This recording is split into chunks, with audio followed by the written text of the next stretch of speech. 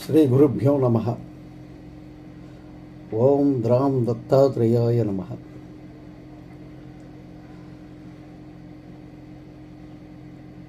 ఇప్పుడు బహుళ ప్రచారంలో ఉన్న సర్పదోషం, కాలసర్పదోషం, కుజదోషం. అసలు సర్పదోషం అంటే ఏమిటి? సర్పదోషం అంటే ఏమిటి? మానవ జీవన చక్ర బ్రహ్మణం, సుఖదుఖాల సమాహారం. వారి వారి సుఖదుఖాలకు వారి వారి కర్మలే కారణమని అందరికీ తెలిసిన విషయమే. పురాకృత కర్మలు, వంశానుగత కర్మలు, తాత్కాలిక కర్మలు అనే త్రికర్మల ఫలిత దర్పణమే మానవ జీవితం. ఒక వ్యక్తి జీవితంలో ఏర్పడే అనేక కష్ట నష్టాలకు ప్రధాన కారణంగా నేడు మనకి కనిపిస్తుంది అతని ఛాయారూపంలో వెన్నాడే సర్పదోషం. జ్యోతిష్య శాస్త్ర ప్రకారంగా కూడా ఈ సర్పదోషం ప్రబల అరిష్టంగా పేర్కొనవచ్చు. కలియుగంలో అమిత బలాన్ని సంతరించుకున్న ఈ రాహుకేతువుల కారణంగానే ఈ ఆధునిక యుగంలో, ఈ కలియుగంలో సర్పదోషం అన్నది అధికంగా కనబడుతుంది. అసలు సర్పదోషం అంటే ఏమిటి? సర్పదోషం కానీ మరి ఏ ఇతర దోషాలు కానీ ఎలా సంప్రాప్తం అవుతాయి అనేది చాలామందికి ఉన్న అనుమానం, సందేహం. ఇది సామాన్యులకే కాదు, కర్మ సిద్ధాంతాల పట్ల విశ్వాసం, అవగాహన ఉన్నవారికి కూడా దీనిపై సమగ్రమైన దర్శనం లభించడం లేదు. ప్రస్తుతం మనం అనుభవిస్తున్న అశుభాల పూర్వ పుణ్యాలను బట్టి మాత్రమే పొందగలుగుతున్నాం. శుభాలైన అశుభాలైన పూర్వ పుణ్యమును బట్టే మనం పొందగలుగుతున్నాం. మానవ జీవన గమనంలో ప్రధానమైనది వివాహం, సంతానం, అన్యోన్యత, వృత్తిలో ఉన్నతులకు ముఖ్యమైన అవరోధంగా నిలిచే దుఃఖహేతు అయ్యేది నాగదోషమే. ఇంతటి కష్టాలకు కారణమయ్యే నాగదోషం అంటే ఏమిటి? దాన్ని మనం ఎలా గుర్తించాలి?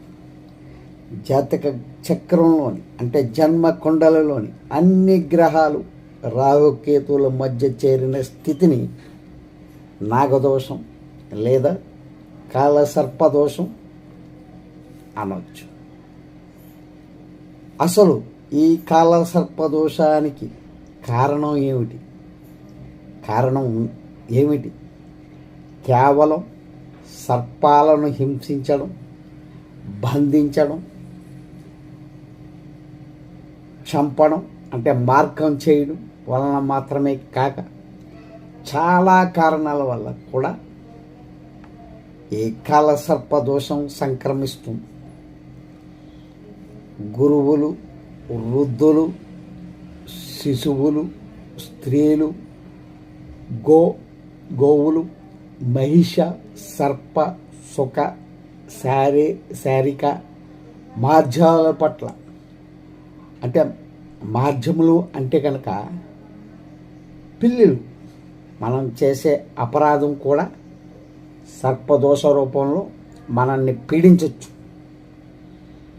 అంటే ధర్మహీనమై హింసా ప్రవృత్తితో ఇతర జీవులపై మనం చేసే సమస్త కర్మలు సర్పశాప స్థితి ద్వారా అమలు కాగలవని గుర్తుంచుకోవాలి.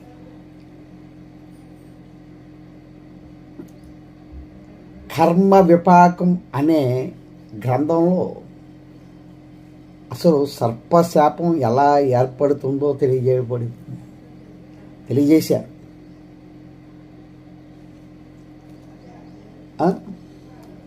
సర్పాలను పీడించిన, హింసించిన, బంధించిన, సంహరించిన ఆ పాపం సర్పదోష రూపంలో మనల్ని పీడిస్తూ ఉంటుంది. వంశక్షయానికి సర్పహింస ద్వారా ప్రాప్తించే దోషమే కారణం. సర్పదోషమే కారణం. వంశక్షయానికి సర్పహింస ద్వారా ప్రాప్తించే సర్పదోషమే ముఖ్య కారణంగా భావించాలి. అసలు వంశక్షయం అంటే ఇంకా వారి యొక్క ఇంటి పేరు అభివృద్ధిలోకి రాదు. అంటే వంశం అక్కడతోటి ఖండం అవ్వడానికి అవకాశం ఉంటుంది. వంశం అక్కడతోటి ఆగిపోతుంది. అంటే స్త్రీ సంతానం అధికంగా కలుగుతుందన్నమాట. ఈ విషయాలు మనం గమనించాలి. అసలు సర్పజాతికి ప్రత్యక్షంగా కానీ పరోక్షంగా కానీ అపకారం చేయడం కానీ లేక వాటి ఆవాస స్థలాలను అంటే పుట్టలానివి తవ్వేస్తూ ఉంటారు చాలామంది. భంగం చేసిన, అందుకు సహకరించిన సర్పదోషం అన్నది సంక్రమిస్తుంది. అంటే ఇల్లు కడుతున్నామండి, పొట్ట వచ్చిందండి, ఆ పొట్ట తవ్వేసామండి, తవ్వేసి కట్టించుకున్నామండి. అంటే సర్పాల యొక్క ఆవాస స్థలం అన్నమాట అది. ఆ పుట్ట అన్నది సర్పం యొక్క ఆవాస స్థలం అది. దాన్ని భంగం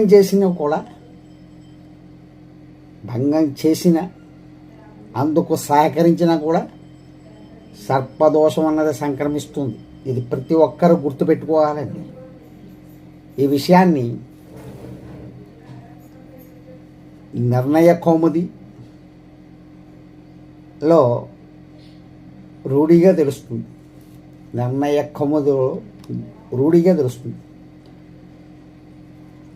తెలిసి కానీ తెలియక కానీ సర్పాలకు ప్రత్యక్షంగా కానీ పరోక్షంగా కానీ అపకారం చేసినట్లయితే నాగదోషం వస్తుంది.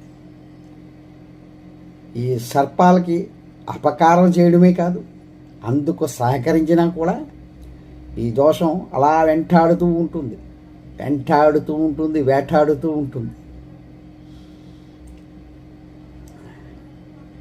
అంటే మన వాళ్ళు ఇప్పుడు ప్రస్తుతం ఉన్నవారు నాగులకి అంత శక్తి ఉందా, అంతటి మహత్తు ఉందా అని అనుకుంటారు. ఉంది. అసలు మన జీవితంలో సుఖ సంతోషాలను ఛిద్రం చేసే శక్తి అన్నది ఒక్క నాగులుగా మాత్రమే ఉంది.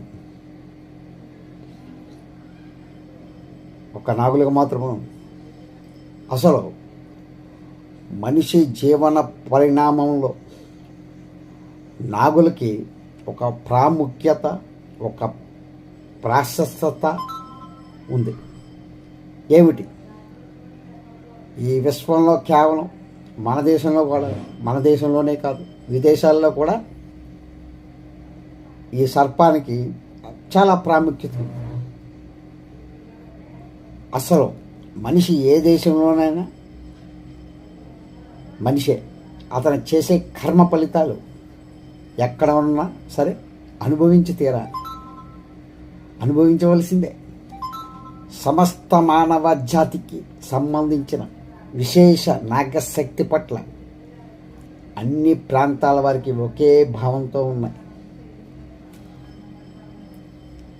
ప్రత్యేకించి మన వేద భూమిలో అంటే మన భారతీయ సంస్కృతిలో నాగులను ఒక దేవతా స్వరూపాలుగా ఆరాధిస్తూ ఉంటాం.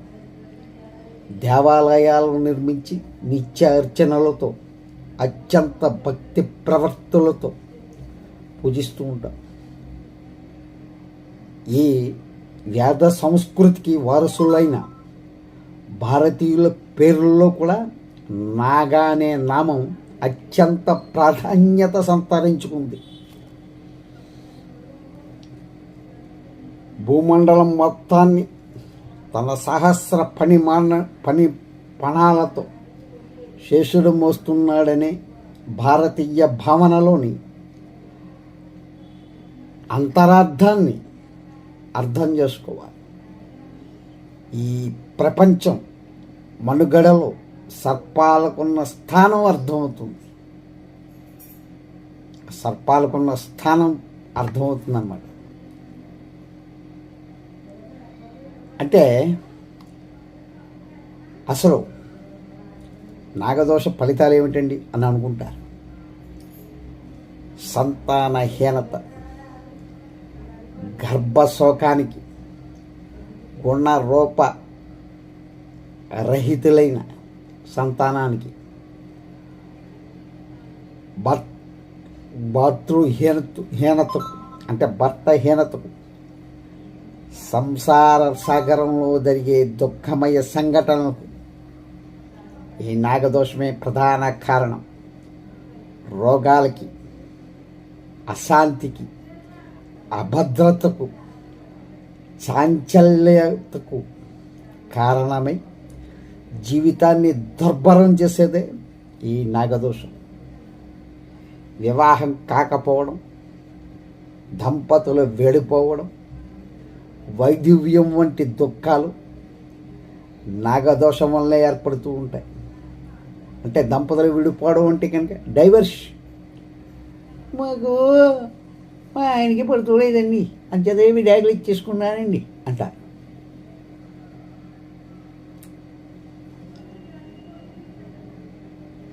దానికి ప్రబల కారణం ఈ నాగదోషమే. వైవాహిక జీవితంలో చాలా వరకు కూడా భార్య భర్తలకి అన్యోన్యత లోపించడానికి కూడా కారణం అన్నమాట. ఇది కారణం.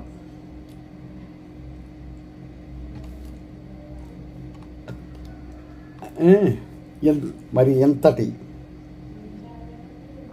మహత్తర శక్తి కలిగి మానవ జీవన వికాసాలకు కారణమైన, విలాపాలకు కారణమైన అద్భుతమైన శక్తి నాగశక్తి సవ్యంగా ఎలా మార్చుకోవాలి,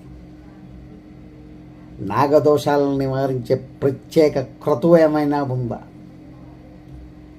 ప్రతి సమస్యకు పరిష్కారం ఉన్నట్లే ప్రతి కష్టానికి కూడా ఒక తరుణోపాయం ఉంటుంది. అలాగే అసలు ఈ సర్పదోష నివారణకై మన మహర్షులు ఒక విధి విధానాన్ని మనకి అనుగ్రహించారు. ఆ మహానుభావుల వాక్యాలను శిరసావహించి ఆచరించడం ద్వారా సర్పదోష జనితమైన సమస్త అరిష్టాల నుండి విముక్తులై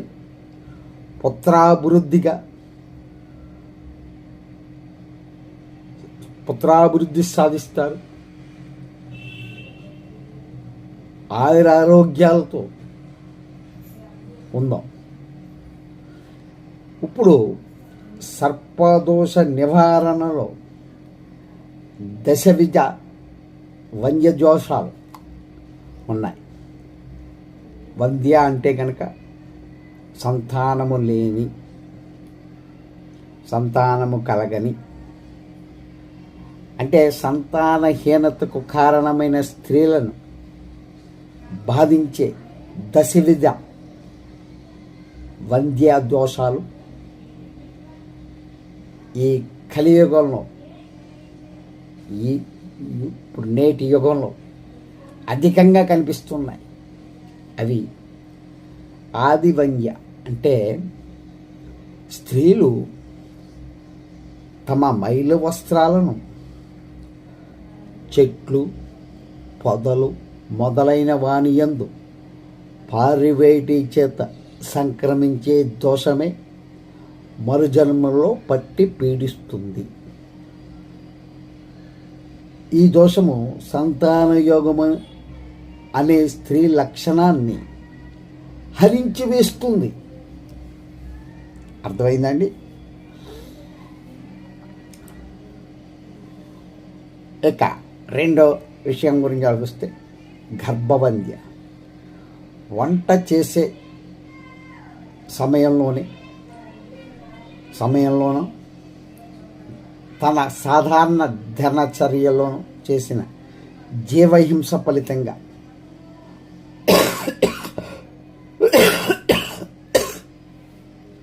సంక్రమించే దోషమే గర్భవంద్యా దోషం.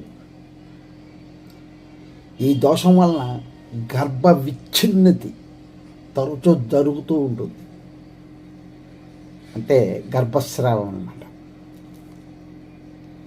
ఇక గర్భవంద్య ఇలా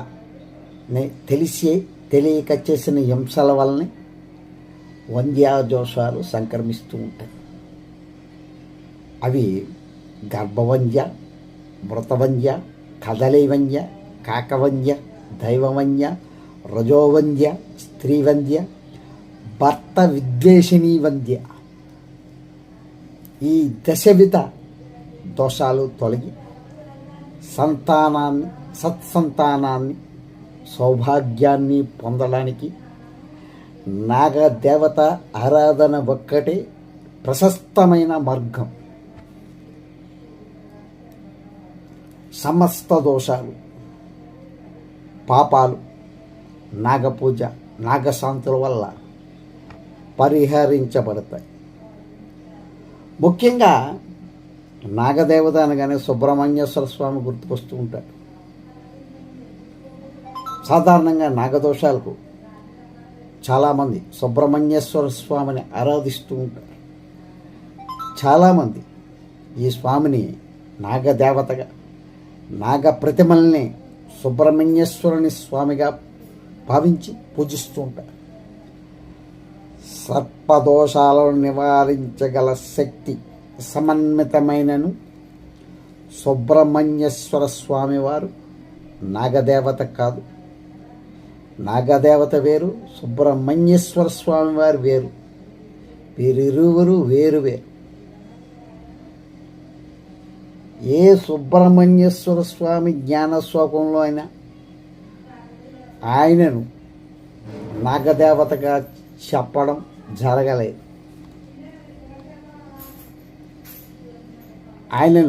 ఆయనకు సర్పరూపం ఉన్నట్లు చెప్పకపోవడం వల్లనే స్వామిని నాగదేవతగా భావించడానికి అస్సలు వీలు లేదు. కానీ సమస్త నాగదోషాలను, పాపాలను పరిహరించగల మహిమ స్వామి ఉపాసన కలదని కుమారతంత్రంలో తెలియజేశారు. కుమారతంత్రంలో తెలియజేయడం జరిగింది. నాగదోష నివారణ శక్తి స్వామికి ఉన్నను. నాగదోష నివారణకు నాగదేవత ఆరాధన చేయడమే శ్రేష్టం. సర్ప ప్రీతికరమైన శాంతి విధానాలు నాగదేవతలకి చేయడం ఉత్తమం. అంటే ఇక్కడ కుజదోషం ఉంటే సుబ్రహ్మణ్యేశ్వర స్వామి, నాగదోషం ఉంటే సుబ్రహ్మణ్యేశ్వర స్వామి ఇలా చేసేస్తూ ఉన్నారు. అది ఎంతవరకు సమంజసము అన్నది ఎవరు ఆలోచించారు. కుజదోషం ఉన్నది అంటే పగడం పెట్టేయండి అంటారు.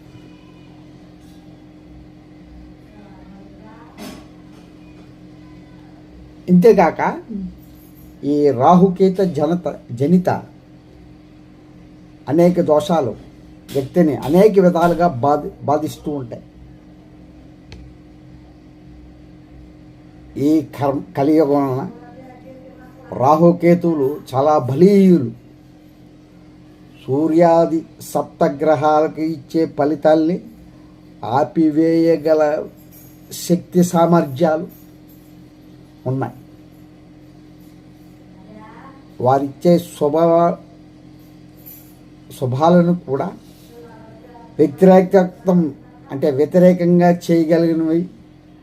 అన్ని గ్రహాలు అసక్తం చేయగలిగినవి రాహు కేతువు.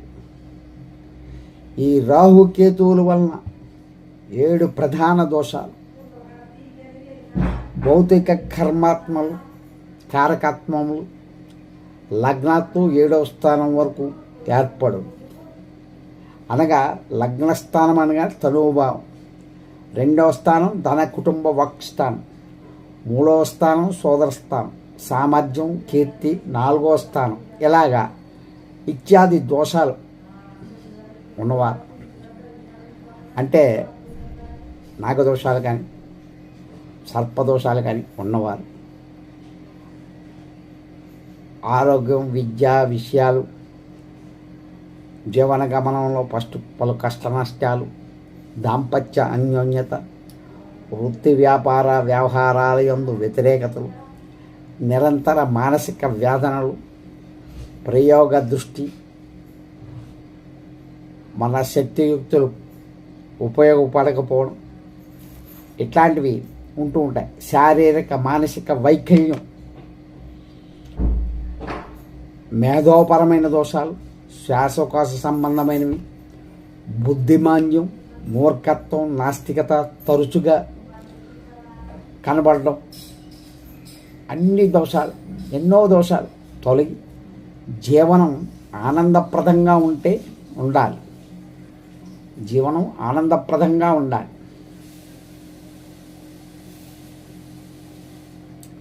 అంటే మనకి ఏ దోషం ఏర్పడింది,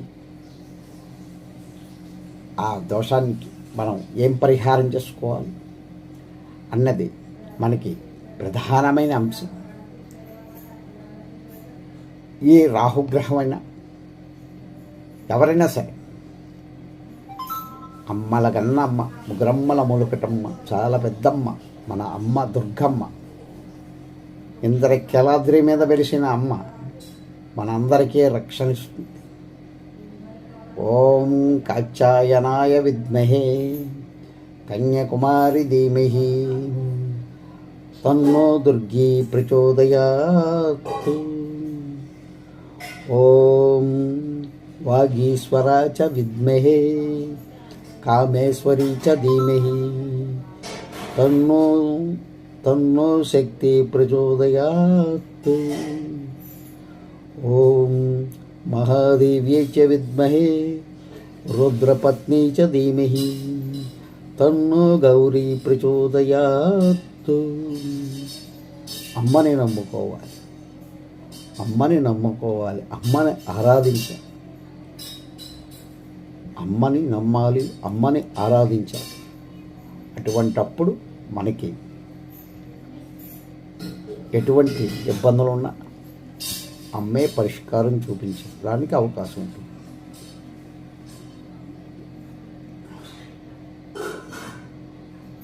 అసలు మనం ఇన్ని చెప్పుకుంటున్నాం, ఇన్ని చేస్తున్నాం,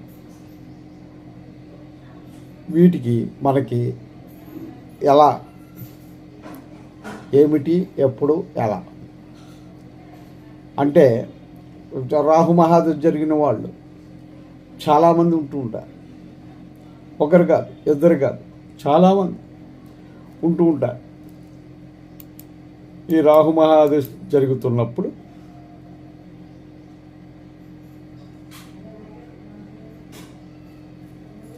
ఎండు ద్రాక్ష, తేనె, ఎండు ద్రాక్ష, తేనె, మినువులు దానం ఇవ్వడం మంచిది.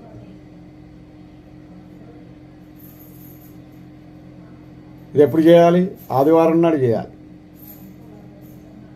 ఆదివారం నాడు రాహుకాల సమయం వరకు ఉండి, రాహుకాల సమయం వరకు ఏమీ తీసుకోకుండా ఉండి అమ్మవారికి 108 సార్లు అష్టోత్తర శతనామార్చన కానీ ప్రదక్షిణ కానీ చేసి అప్పుడు తేనె, ఎండు ద్రాక్ష, మినుములు దానం ఇవ్వడం వల్ల రాహుగ్రహం చాలా వరకు శాంతిపరుస్తుంది. రాహుగ్రహం చాలా వరకు శాంతిస్తుంది. అంటే చాలామంది అంటూ ఉంటారు, ఏమండి మేము కాళహస్తిలో సర్పకోశ నివారణ పూజ చేశాము అంటారు. అలా కాదు. 18 ఆదివారాలు 18 ఆదివారాలు కాళహస్తీశ్వర స్వామి వారి గుళ్ళో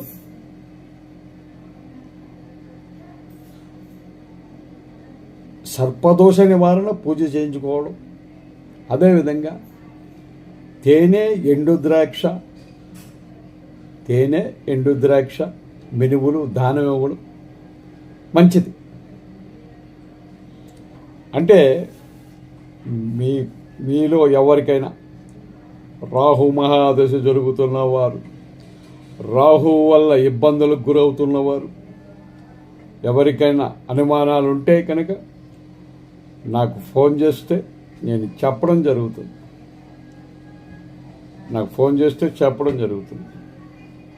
అలాగే మనకి అంటే ఇప్పుడు రాహు మహాదశ ప్రారంభం దగ్గర నుంచి అంతర్దశానాదులుగా మళ్ళా నవగ్రహాలు వస్తాయి. అప్పుడు కూడా మనం అలాగే చేయాలి. తర్వాత కేతు మహాదశ. ఈ కేతు మహాదశ జరుగుతున్నప్పుడు వాళ్ళు ఖర్జూరం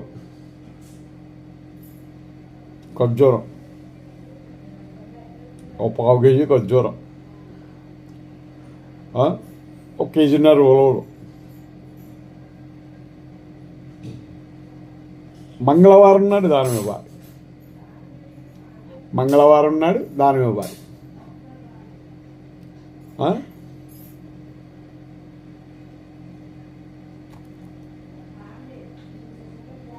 అంటే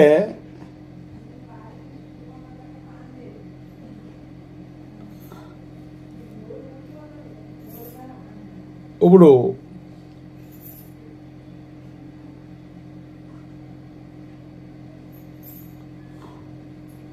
అనంతకాల సర్పదోషంలో ఉన్నవారు, అనంతకాల సర్పదోషంలో ఉన్నవారు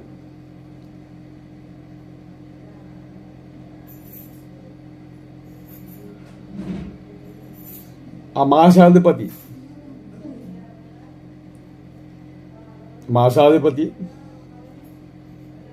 పట్టి ఓం మిత్రాయ నమః అనేసి మనం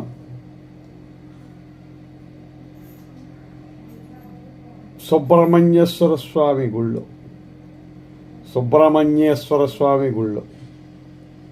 54 సార్లు ప్రదక్షిణం చేయాలి. అక్కడ కేజీన్నర కందులు దానం ఇవ్వాలి. కర్కోటక కాలసర్పదోషం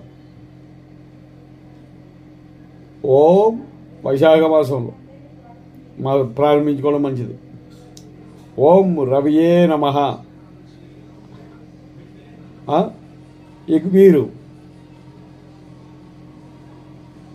శుక్రవారం నాడు మహాలక్ష్మీదేవి ఆరాధన చేసి శుక్రగ్రహ ప్రీత్యర్థం శుక్రగ్రహ ప్రీత్యర్థం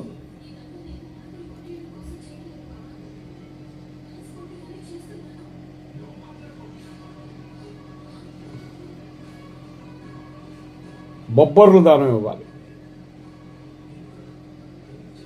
అలాగే వాసుకి ఓం సూర్యాయ నమః, ఓం సూర్యాయ నమః అనే మంత్రజపం చేసుకుంటూ వీళ్ళు ప్రతిరోజు చేయాలి. ఓం సూర్యాయ నమః అన్నది చేసుకుంటూ విష్ణాలయంలో అంటే వెంకటేశ్వర స్వామి గుళ్ళో కానీ ఏ గుళ్ళో ఉన్నా సరే పెసలు 1.5 కేజీన్నర పెసలు దానం ఇవ్వాలి.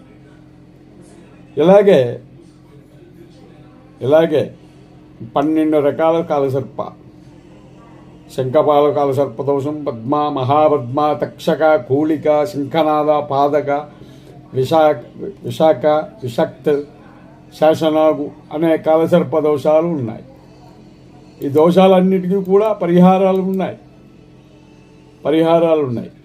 ఆ పరిహారాలు చేసుకుంటే కనుక చాలా వరకు అంటే ఇక్కడ కాలసర్పదోషం శాంతి చేసుకున్నా ఇప్పుడు ఉన్న విధి విధానంలో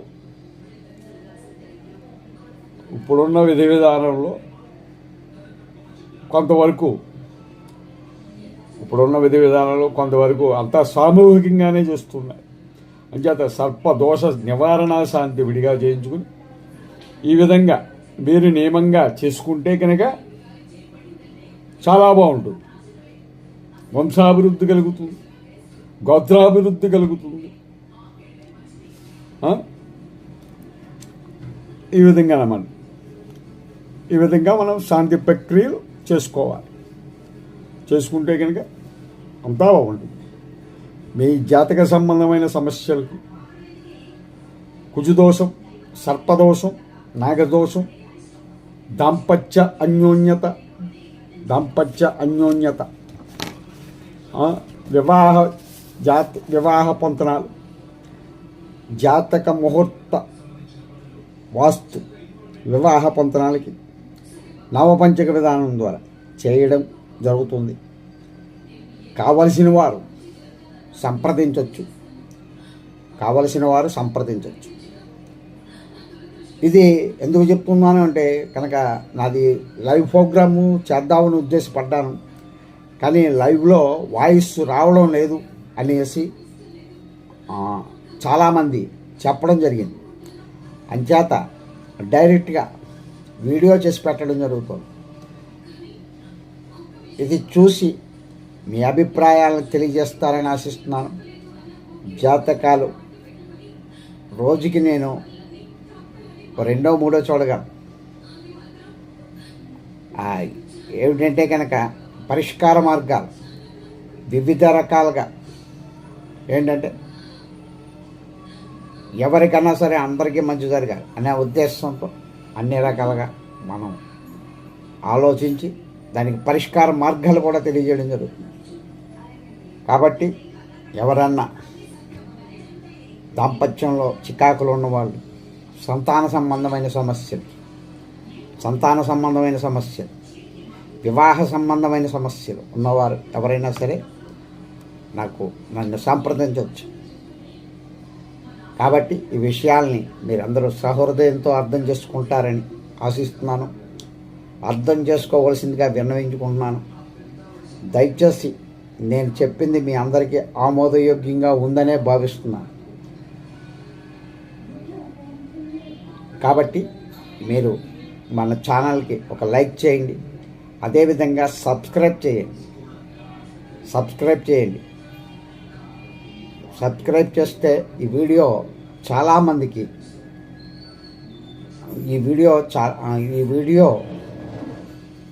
చాలామంది చూడడానికి అవకాశం ఉంటుంది. లైక్ చేస్తే చూడడానికి ఉంటుంది. వీడియో సబ్స్క్రైబ్ చేసుకుంటే నేను పెట్టిన ప్రతి వీడియో కూడా మీకు నోటిఫికేషన్ రూపంలో వస్తుంది. కాబట్టి ఈ విషయాన్ని అర్థం చేసుకోండి. తప్పులు ఏమన్నా ఉంటే మన్నించండి, సహృదయంతో అర్థం చేసుకోండి. నాకు సహకరించమని కోరుకుంటూ ఈ అవకాశం ఇచ్చిన మీ అందరికీ కూడా నా హృదయపూర్వక నమస్కారాలు తెలియజేసుకుంటూ సెలవు తీసుకుంటున్నా. ఓం అరుణాచల శివ అరుణాచల శివ అరుణాచల శివ అరుణాచల అరుణాచల శివ అరుణాచల శివ అరుణాచల శివ అరుణాచల. జై గురుదత్.